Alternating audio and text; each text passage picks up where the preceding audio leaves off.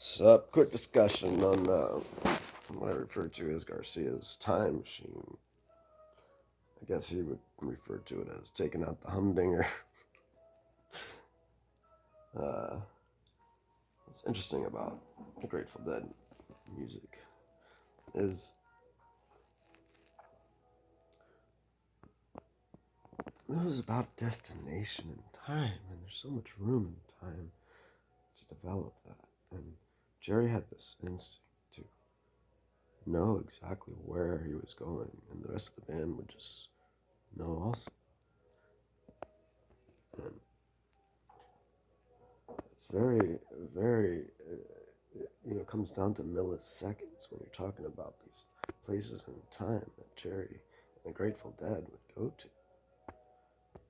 After Jerry passed, there was no one there to take on talking about reins, I guess you could say. Everybody in the band are just amazing musicians that all do amazing things at what they do. But Jerry had this quality of timing. It's a sense of timing that, you know, I feel Jerry play. I feel the timing where he's going, and not everybody does that. And it's something that I'm thankful for because, life can be difficult, and you can feel the music. And Jerry Garcia, the best band ever in the world, and where are they going in time? It's pretty cool. And I don't know what else I was trying to say, but I guess one other thing I'd like to say is you think about the success of band Grateful Dead and band the Rolling Stones. What is it about them that people like sold so many tickets? Well, in my opinion, after thinking about the timing and stuff after this, was there's a thing called groove and its power, and it can make people want to get up and dance. And when you have that, people just start dancing. They don't understand why. They just want to get up and dance. In real time, and you won't realize it. That's the funny thing. You'll go see a band, and you look at the drummer, like, wow, he's keeping great time. I don't see anything wrong with what he's doing. But they won't want to get up and dance.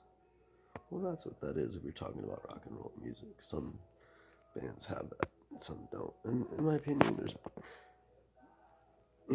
leaders in time, and then there's followers in time, and it's not a bad thing. The best musicians in the world were followers, but the people that do have that sense of timing and leading in time, it brings something to the band that when you have a leader too.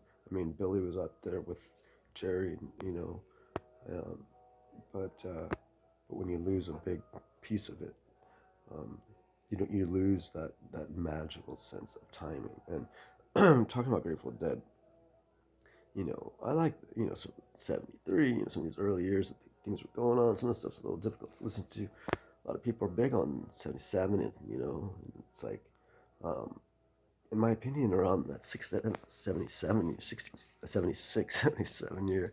Um, I don't know if they were just trying to sound like they were in the studio, but a lot of the songs during that year, especially 77, was really poppy and held them back from being good in time. And in my opinion, the Grateful Dead, I haven't done a lot of research about this, but I feel that their timing really became something special in 1979. Um, and it wasn't until then that the timing with Brent coming in, and it just loosened up everything up. The music played the band. There was space.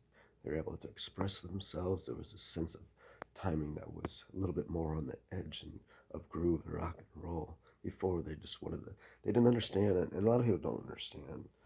Um, studio. What's the difference between playing in the studio and recording something and going and playing live? Well, it's a huge difference. And someone asked Jerry about this because I was curious what he would have said, and Jerry said that when you're playing in the studio, it's like you're playing inside a bottle. When you're playing live, it's like you're on this little rowboat in the middle of the ocean. Well, what does that mean? What did he mean by that? What I think he meant by that is you're so exposed to dealing with the time around you, you know.